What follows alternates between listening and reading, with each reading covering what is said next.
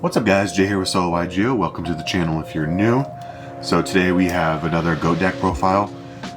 Now we have Chaos Warrior. It's one of the best decks in the format. Definitely contends with Chaos Turbo, which we showcased on the channel before if you guys are interested in that. So we'll get straight into it. We got Blacklist a Soldier Envoy at the beginning. Absolutely mandatory. He's the only one we're playing. You don't have a crazy amount of Dark and Lights, but you do have enough to get him out. If you can play him, you might as well play him in any deck you can. And then Breaker and Songin, both limited to 1 in GOAT format if you're unfamiliar.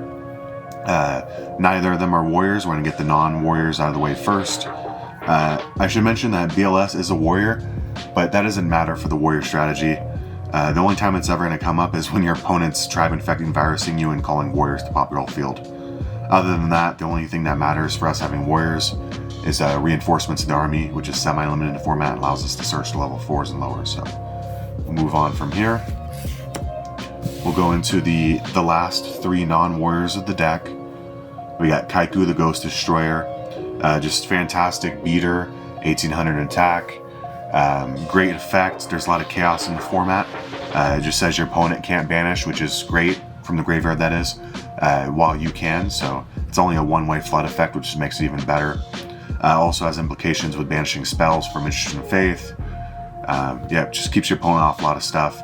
In worst case, if they're not playing Chaos and not even playing Moth at all, like I said, it's an 1800 beater. So, and it's a dark as well for your BLS. Just really good card. You don't have to use up side deck space because it's in your main deck.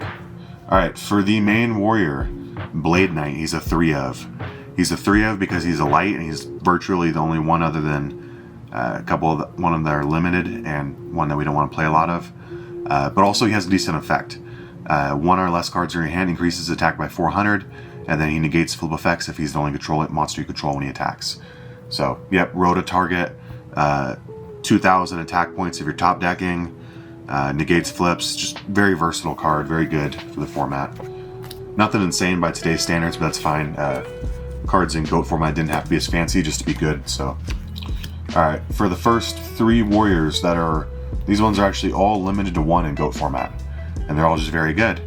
We got DD Warrior Lady. She's a light, but oftentimes she's going to banish herself, so might not get her in the graveyard, but you do always have the option to not use her effect if you want to get some material for BLS. Exiled Force, he's a pop. You can pop him again off of Call of the Hunt, Premature Burial. Just an easy out. He's a 1-of, he's searchable. He's a searchable out, you know, you gotta play him. And Don's Luke, hand control. He's the man, what can I say? Don, he's a dark, it's really good. And then for the last 3 warriors of the deck, we got Mystic Swordsman level 2, Ninja Grandmaster Sasuke, and Zambaira the Dark. So Swordsman level 2 is really good. It's not a dark or a light, but you know, as I said, everything's searchable, all these are searchable. So he's your out to face down defense positions. It pops it without damage calculation. So you get rid of that Moth, get rid of that, you know, whatever's face down. Then Sasuke is the answer to face-up defense positions. So it's not too uncommon in GOAT format that someone will put their Chaos Sorcerer, BLS, whatever it might be, in defense position and play around Mirror Force after they've used its banish. So that's your out. It's pretty simple. And Zambaira, he's your aggro, he's your searchable dark. Sasuke is also your searchable light, so it's good to have 1 of each. 2 searchable aggro cards, because even if you're not using Sasuke's effect, it is 1800 attack, which is, you know, it's not that bad. It can out Kaiku, it can, you know, trade for some stuff, gets over almost anything. Zambaira can't attack directly, but searchable 2100 is pretty good. You could play a Goblin Attack Force as well. The only issue is it's not a light or a dark, it's a earth. So I chose Zambaira for that purpose, to have a searchable dark. Next up we got 2 Rhoda. It's semi-limited GOAT format, so it's mandatory. You just gotta play the 2. Searches everything that we just went over for all the level 4 and lower warriors. So you gotta play it. We got the Trinity, also mandatory. Graceful Charity is not as good as Pot of Greed in this deck for sure, because there's not a lot of cards we actually want to discard. It could, you know, factor into BLS at some point, but honestly, Graceful Charity is just the kind of, in this deck, the philosophy with Graceful is just, I'm going to dig for 3 more and then get rid of 2 what I don't want. It's just going to trade neutral. You don't have Sinister Serpent, you don't have Thunder Dragons, you don't have anything that you actually want to discard, so yep. Like I said, the only implications would be, of course, getting lights and darks in the graveyard for the one BLS in your whole deck. So the duo, Pot of Greed, you got to play them all.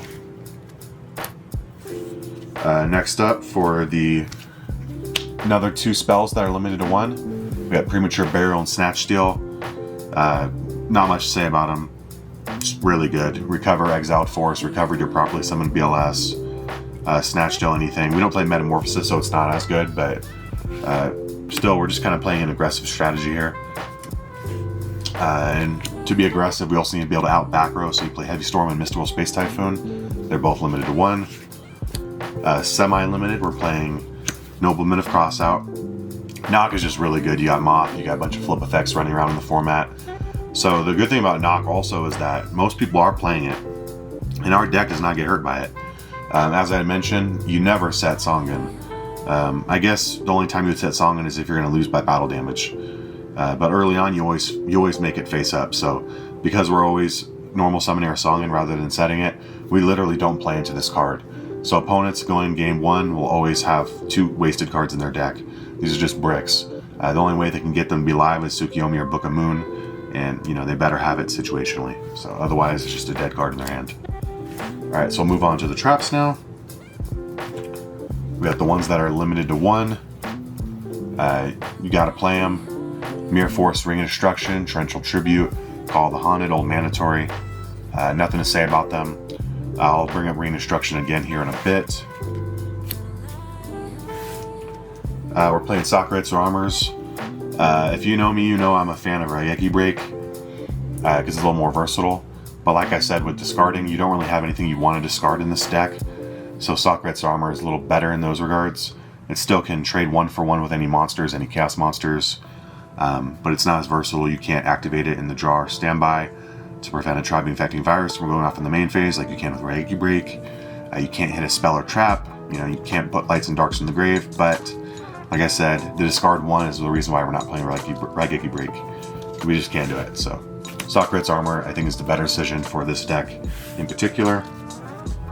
3 Solemn Judgment, really good. This deck doesn't get too much advantage. The only thing we have in the deck that searches or pluses is Songun, Pot of Greed, and then I guess Graceful Charity digs, but it's neutral at the end of the discards. So that's basically it. The Rhoda searches. So we just need to control the game state because we're not Chaos Turbo. We don't have Dekuji's flipping, Sinister Serpent's recurring, Thunder Dragon's going +1. We don't have any of that. So you have to control the game state.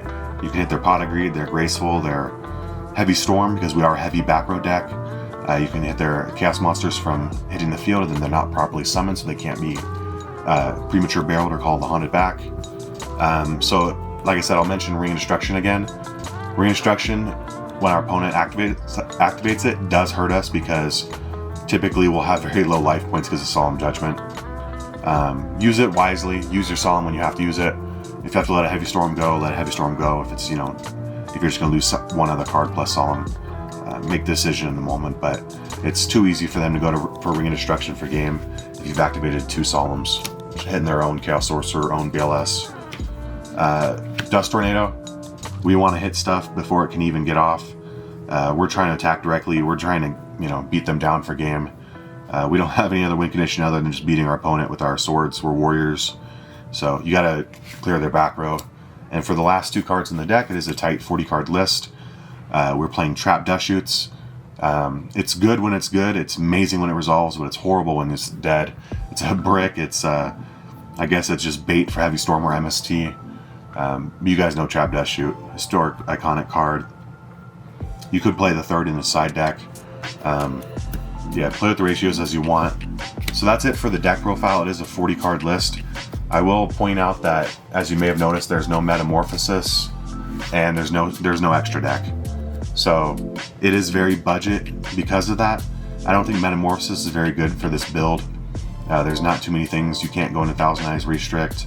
We don't have anything for that. I think it's just better to control the game state with other cards rather than trying to get Thousand Eyes or Dark Blade or something. We got main deck Kaiku, so we already have main deck Chaos, anti-Chaos cards. Yeah, so it's very budget. With that being said, a lot of these cards have been reprinted to the ground. I think Trap Death Shoot is still going to cost you about $10. Delinquent Duo, I don't know what it's at right now, but it got reprinted again. Some cards cost some money, but overall the deck has been reprinted to the ground, so it's super budget. You don't need an extra deck, which saves you a lot. You don't need Metamorphosis, which cost a little bit. Really good deck, matches up with Chaos extremely well, but you want to protect your resources and make sure you're not overextending yourself, because the deck, you know, it doesn't have many cards that go +1. Alright guys, that's it for the deck profile today. That was Chaos Warrior, and we'll see you guys on Friday Night Duel Night to see how it goes. Alright guys, peace out.